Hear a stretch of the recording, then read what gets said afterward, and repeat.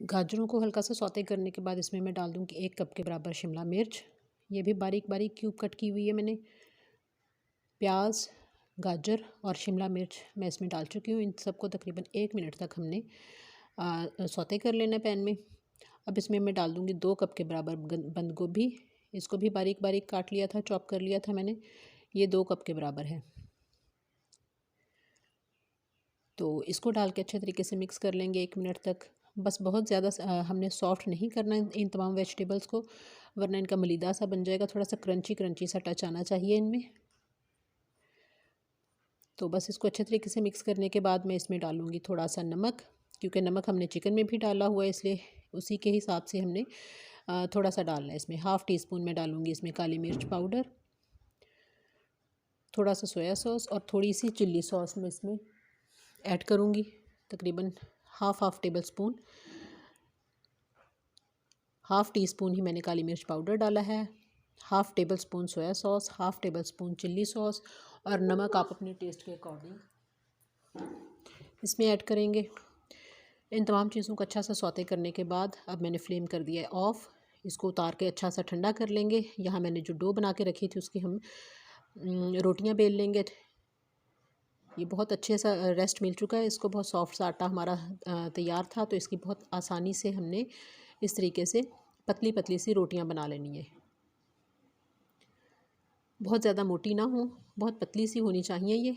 तो इसको मैंने गरम तवे पे डाल के दोनों साइडों से हमने इसको हल्का हल्का पका लेना है। इसको फुली कुक नहीं करना हमने, बल्कि हाफ़ कुक करना है। बस 30 सेकंड एक साइड से और 30 सेकंड एक साइड से पका के हमने इसको उतार लेना है। तो जी ये रोटियां भी हमारी तमाम पक चुकी हैं। अब इसकी करते हैं असम्बलिंग। इसको असम्बल करने के लिए मैंने यहाँ रख लिया कटिंग बोर्ड पे इसको, रोटी को।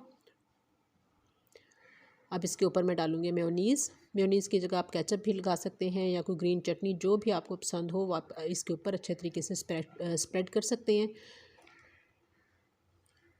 मेयोनीज़ अच्छे तरीके से लगाने के बाद मैं इसको करूँगी कट। यहाँ देखिए बिल्कुल सेंटर में रख के इसको छुरी की मदद से मैंने यूँ कट लगा लिया इसका एक। ये बहुत ही मज़ेदार से और बहुत ही यूनिक से, देखने में भी बहुत अच्छे लगते हैं और खाने में तो लाजवाब हैं ही। तो इसके एक पोर्शन में मैं डाल दूँगी कुक की हुई वेजिटेबल्स, जो सब्ज़ियाँ हमने बना के रखी थी वो डाल दूँगी।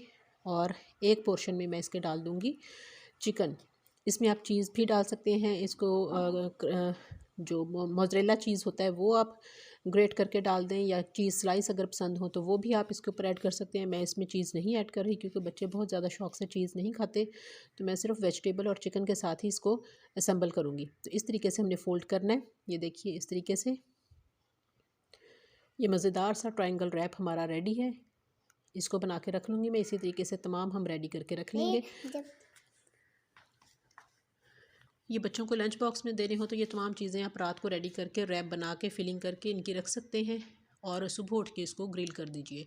टाइम की भी सेविंग है और बहुत ही ज़बरदस्त सा बच्चों का फेवरेट सा लंच भी रेडी हो जाएगा।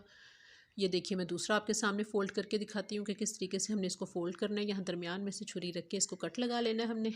अब इसके एक हिस्से पे आप डालिए वेजिटेबल्स, दूसरे हिस्से पे चिकन और तीसरे हिस्से पे अगर आप चाहें तो चीज़ डाल दीजिए। अगर नहीं पसंद तो स्किप कर दीजिए, आपकी मर्ज़ी है। जो भी चीज़ आपको पसंद हो उसके साथ आप इसकी फिलिंग कर सकते हैं। ये देखिए यहाँ मैंने चिकन रख दिया है, यहाँ मैं वेजिटेबल्स रख रही हूँ।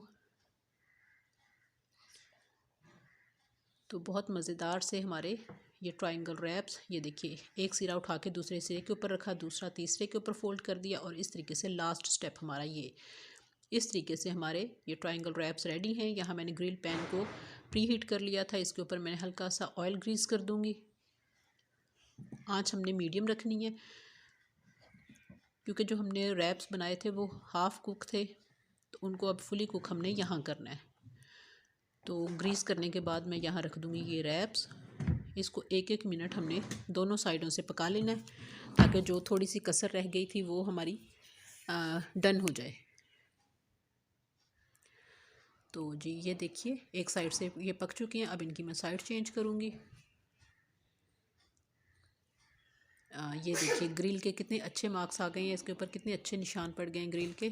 तो यही हमारे ट्रायंगल ग्रिल रैप्स हैं, मज़ेदार से, यूनिक से। रेसिपी आपको अच्छी लगे इसको ज़रूर ट्राई कीजिए और अपना फ़ीडबैक दीजिए।